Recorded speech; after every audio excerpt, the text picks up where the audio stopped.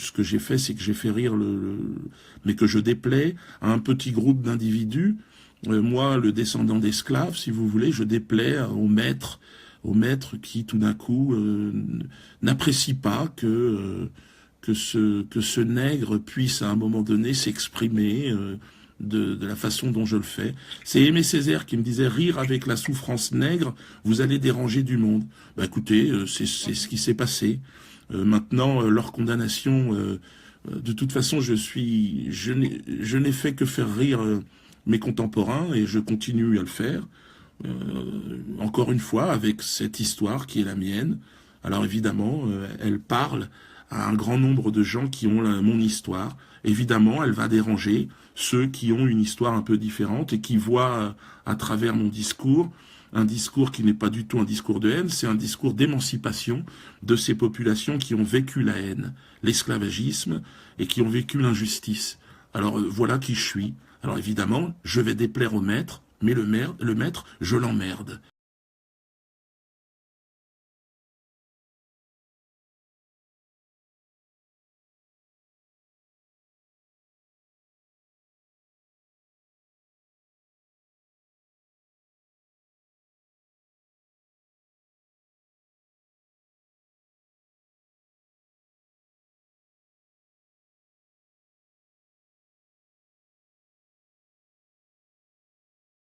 Et c'est ce qui plaît aux gens. Parce que les gens, finalement, qui viennent rire dans le spectacle, ils ont besoin de s'émanciper de ces gens qui organisent la censure.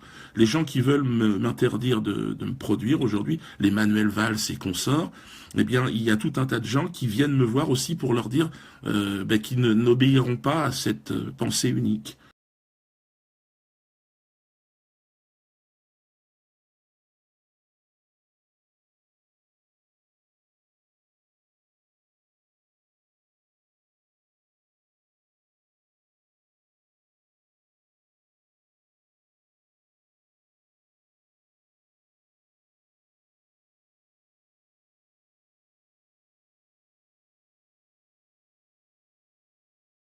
Mais non, j'ai pas besoin de ces médias.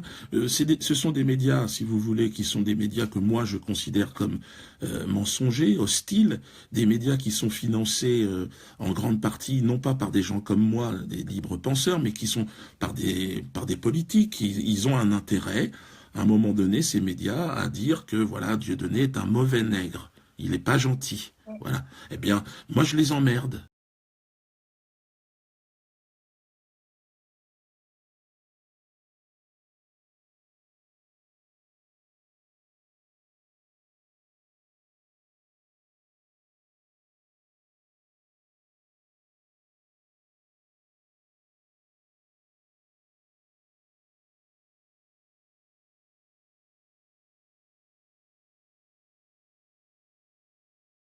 Oui, en fait, grâce à ce système d'Internet, si vous voulez, on est libre aujourd'hui. Alors, on est face à des gens hostiles.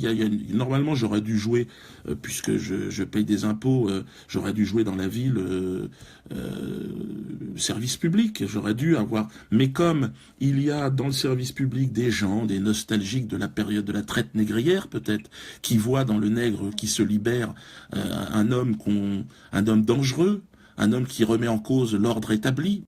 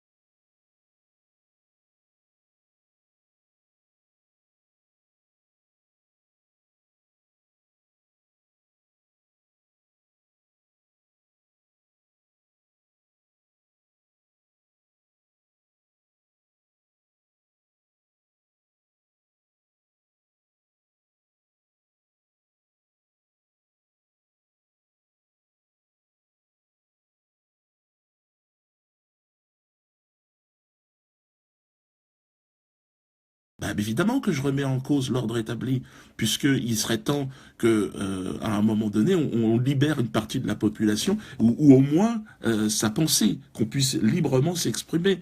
Or, aujourd'hui, on ne peut pas le faire. Comment ça se fait?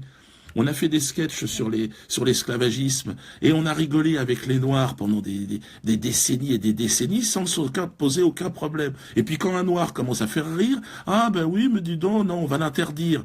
On va l'interdire des salles municipales à La Réunion. Mais j'en ai rien à foutre des salles municipales, puisque les salles municipales, si vous voulez, elles sont issues de toute cette histoire, de cette période post-colonialiste. Voyez, moi, je sais que les gens qui vont venir, ils sont conscients de ce que je suis en train de dire. Ils se voilent pas la face. Le monde est en train de changer.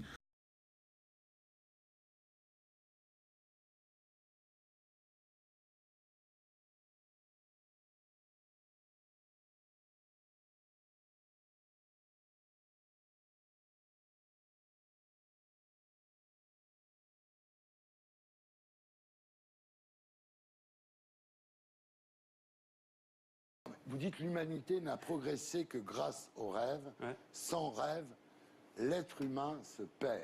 C'est vrai. Les grands combats moraux ont été menés par des gens qu'on a traités de fous, d'utopistes, en l'occurrence, les premières personnes qui se sont élevées contre l'esclavage, par exemple. Ouais. Ce sont des gens qui ont fait rire beaucoup. Ouais. Parce qu'à l'époque, on pensait encore que l'esclavage était une chose naturelle et que vraiment, les Noirs étaient des êtres inférieurs aux Blancs. Ouais. Et les droits des femmes, même chose.